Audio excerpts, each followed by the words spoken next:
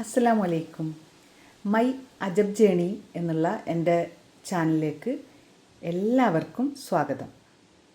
അപ്പം ഞാൻ ഇന്ന് നിങ്ങൾക്ക് വളരെ ഹെൽത്തി ആയിട്ടുള്ളൊരു റൈസ് റെസിപ്പിയുമായിട്ടാണ് വന്നിട്ടുള്ളത്. അതിനുവേണ്ടി നമുക്ക് ഒരു ചെറിയ കപ്പ്, നിങ്ങൾക്ക് എത്ര വേണമെന്നുള്ള അതിനനുസരിച്ചുള്ളത്, നിങ്ങൾ എത്ര അരിയാണോ എടുക്കുന്നത് അതിൻ്റെ നേർപകുതിയായിരിക്കണം ചെറുപയർ പരിപ്പ് എടുക്കേണ്ടത്. അപ്പോൾ ജീരകശാല റൈസും ചെറുപയറും കുറച്ച് നെയ്യ് ഉപയോഗിക്കുമ്പോഴൊക്കെ നല്ല ക്വാളിറ്റി ഉള്ള നെയ്യ് നോക്കി ഉപയോഗിക്കാൻ ശ്രമിക്കുക. എരിവിന് ആവശ്യമുള്ള പച്ചമുളക്, ടൊമാറ്റോ, ബീട്രൂട്ട്, ക്യാരറ്റ്, കുറച്ച് സ്പൈസസൊക്കെ ഞാൻ എടുത്തിട്ടുണ്ട്. ഇത്രയും മതി കേട്ടോ, സ്പൈസസ് അധികം ആവരുത്, അപ്പോൾ അതിൻ്റെ ടേസ്റ്റിന് വ്യത്യാസം വരും. അതുപോലെ ഇതിൽ ഏറ്റവും പ്രധാന ചേരുവ എന്ന് പറയുന്നത് നമ്മൾ സാധാരണ ബിരിയാണിയിലൊന്നും ഉപയോഗിക്കാത്ത സാധനങ്ങളാണ്. കസൂരി മേത്തി, സ്ട്രോബെറിയും കൂടെ ചേർത്തിട്ടാണ് ഞാനിത്. കുറച്ച് പുളിയുള്ള സ്ട്രോബെറി ഇട്ടണമെങ്കിൽ, പുളി കൂടുതലുള്ളത്, സാധാരണ സ്ട്രോബെറിക്ക് പുളി തന്നെയാണ്, കുറച്ച് പുളി കൂടുതലുള്ളതൊക്കെ കിട്ടിക്കഴിഞ്ഞാൽ ഏറ്റവും നന്നായി. അതുകൊണ്ട് തന്നെ ഇതിൽ ചെറുനാരങ്ങ നീര് ചേർക്കുന്നില്ല. അപ്പോൾ ഇതൊക്കെയാണ് എടുത്തിട്ടുള്ളത്. ഇത്രയും റൈസിലേക്ക് ഞാൻ ഒരു 250 ഗ്രാം ചിക്കനാണ് എടുത്തിട്ടുള്ളത്. അപ്പോൾ ഇതിൻ്റെ ഈ റൈസിൻ്റെ വേറൊരു പ്രത്യേകത എന്താണെന്ന് വെച്ചാൽ, നിങ്ങൾ ഇതുവരെ യൂട്യൂബിലോ അല്ലെങ്കിൽ വേറെ ഏതെങ്കിലും റെസിപ്പികളിലോ ഇത് കണ്ടിട്ടുണ്ടാവില്ല. ഇത് എൻ്റെ മാത്രം റെസിപ്പിയാണ്. അതുകൊണ്ട് തന്നെ ഞാൻ ഈ റൈസിന് പേരിട്ടിട്ടുള്ളത് അജബ് റൈസ് എന്നാണ്. കാരണം ഭയങ്കര അജബ് തന്നെയാണിത്. അജബ് എന്നുള്ളതിൻ്റെ മീനിങ് അത്ഭുതം എന്നാണ്. ഒരു അത്ഭുത റൈസ് തന്നെയാണിത്. നിങ്ങളിതൊരു പ്രാവശ്യമെങ്കിലും ഒന്ന് ട്രൈ ചെയ്ത് നോക്കുക. കാരണം ഇപ്പം നിങ്ങൾക്ക് കണ്ടാൽ തന്നെ അറിയാം, നമുക്ക് ആവശ്യമുള്ള എല്ലാ സാധനങ്ങളും ഒരു സമ്പൂർണ്ണാഹാരം എന്നുള്ള രീതിയിൽ തന്നെ നമുക്കിത് കഴിക്കുക. എന്നാലോ ബിരിയാണി കഴിക്കാനുള്ള ആഗ്രഹം, മന്തി കഴിക്കാനുള്ള ആഗ്രഹമൊക്കെ അതിൽ തീരുകയും ചെയ്യും. ആവശ്യത്തിന് മാത്രം നെയ്യൊക്കെ ഉപയോഗിച്ചാൽ മതി കേട്ടോ. ഞാൻ ഇത്ര നെയ്യ് എടുത്തു വെച്ചെന്നുള്ളൂ. ഓരോരുത്തരുടെ ഇഷ്ടത്തിനനുസരിച്ച് മാത്രം നെയ്യൊക്കെ ഉപയോഗിച്ചാൽ മതി. അതുപോലെ വെജിറ്റബിൾസ് ഇതിൽ പൊട്ടറ്റോ കൂടെ ആഡ് ചെയ്യാം. ഇപ്പോൾ തൽക്കാലം ഇവിടെ പൊട്ടറ്റോ ഇല്ലാത്ത കൊണ്ട് മാത്രമാണ് ഞാൻ പൊട്ടറ്റോ ആഡ് ചെയ്യാത്തത്.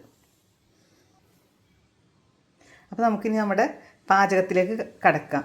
വെറും 5 മിനിറ്റ് മതി കേട്ടോ നമ്മൾ ഈ പാചകത്തിന്.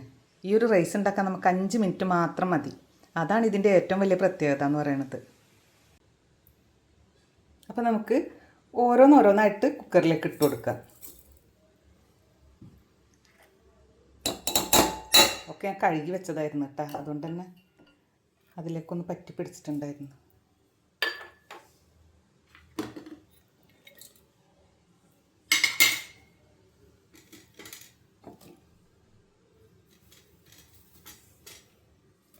അതിങ്ങനെ കാണുമ്പോഴേ നമുക്ക് ഒരു സന്തോഷമാണ്. വളരെ കളർഫുള്ളായിട്ടുള്ളൊരു ഫുഡും കൂടെയാണ് കേട്ടത്.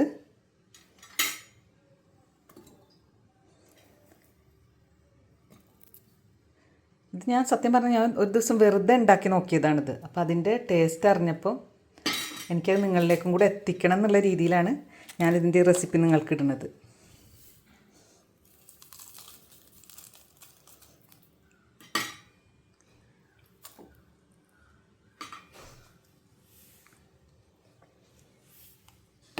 നമുക്കിനി ചിക്കനും കൂടെ അതിലേക്ക് ഇട്ട് കൊടുക്കുക.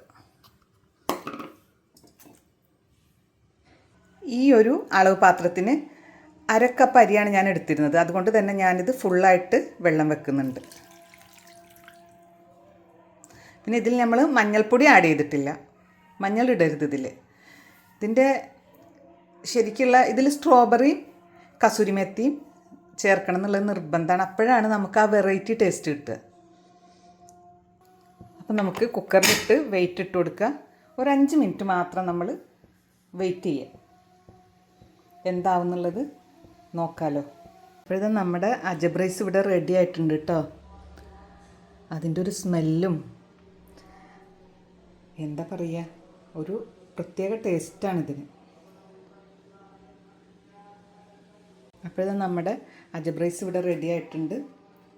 ഒരു വെറൈറ്റി സ്മെല്ലാണ് ഈ റൈസിൽ നിന്ന് വരിക. കാരണം നമ്മൾ ഇതുവരെ ചേർക്കാത്ത കുറേ ചേരുവകളാണല്ലോ ഇതിലിട്ടിട്ടുള്ളത്. ആ സ്ട്രോബെറിയൊക്കെ അലിഞ്ഞ് ചേർന്ന് കസൂരി മേത്തിയുടെ സ്മെല്ലും ചിക്കനും എല്ലാം കൂടെ ഒന്നായൊരു പ്രത്യേക സ്മെല്ല്, പ്രത്യേക ഒരു രുചി, നമ്മൾ ഇതുവരെ കഴിക്കാത്തൊരു രുചി. അതൊന്ന് എല്ലാവരും ഒന്ന് ട്രൈ ചെയ്ത് നോക്കുക.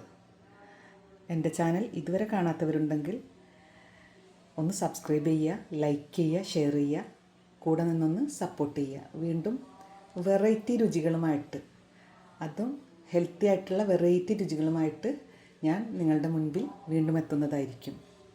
അപ്പോൾ ഇൻഷാ അല്ലാഹ് നമുക്ക് അടുത്ത വീഡിയോയിൽ കാണാം.